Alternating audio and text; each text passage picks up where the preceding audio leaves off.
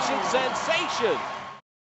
We needed this one, a lot of different reasons. We want to have a good feeling going into this little mini break we have to rejuvenate. So, and then also, everybody knows how, it's tough to find your rhythm and bring that full 100% energy that you need after a long road trip like that. And we gutted it out, didn't make many shots, some of the guys, and then found a way to, close it out at the end with a couple stops in last possession. So a big win for us and good feeling going into these next 4 days. Were you surprised at how the Celtics defended that last play?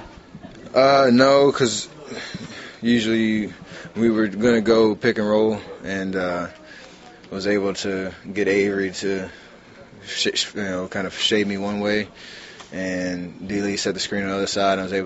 He set a great screen, so they had no choice really to switch at that point. And then, was able to, get enough space to knock down the shot. So D-Lee set a great screen. And it was just, found a nice little bit of daylight to knock it down. Last week you were the passer on the big shot of the game. Tonight you made the shot. Can you explain the difference in feeling, the satisfaction? A win is a win. I mean, I think we were a lot more excited in Atlanta. It was a buzzer beater. We were down 2, and such a big shot by Andre. And the pandemonium afterwards, trying to chase him around the court was a lot of fun. Tonight, it was one of those shots where just relieved to get the lead and still had another possession to get a stop. So for me, it doesn't really matter as long as we get the win. Did it make it a little easier in that situation when you know that it was a tie game and knowing that you guys could take the lead? And you said, you had to, make. Well, you can go at your own pace because hopefully we'll get the last shot. So that's the difference. I mean, when you're down 2, you kind of have to put your foot on the gas pedal because you might need another opportunity if you don't execute. So, especially at home as well, you can coach you up a solid play to get me a ball in my hands, and you just got to take your time and make a play. In a situation like that, how do you balance wanting to take the last shot with also wanting to take the best shot that you can get? That's tough. I mean, we tried to go with like 5 seconds left for the screen and roll so that we can figure out how they're going to guard and be able to have a short amount of time to make a play with the last shot. And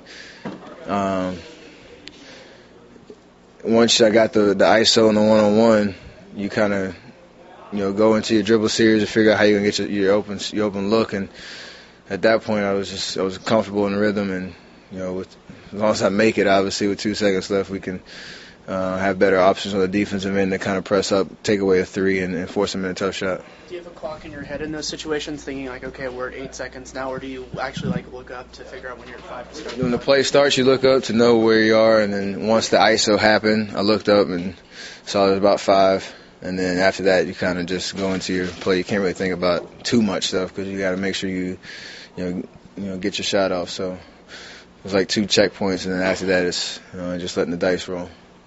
4 days off for rest. Do you worry about coming back from that cold? Or no, not at all. We're really looking forward to this. Our schedule's been so crazy, and I think we're leading the league in games played right now. So not worried about being rusty or anything. It's almost like getting ready for the first game of a playoff series. You kind of have time to rejuvenate and get ready, and we'll be fresh. Hopefully that first quarter against Denver we'll be able to show that.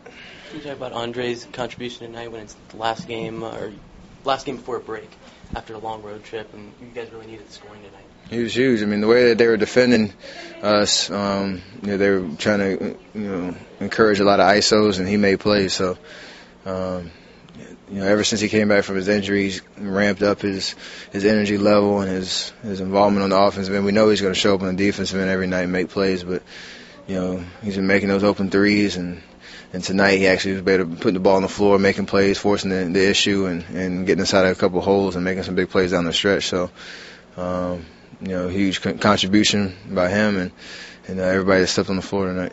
You more excited or worried about the 49er-Panther game?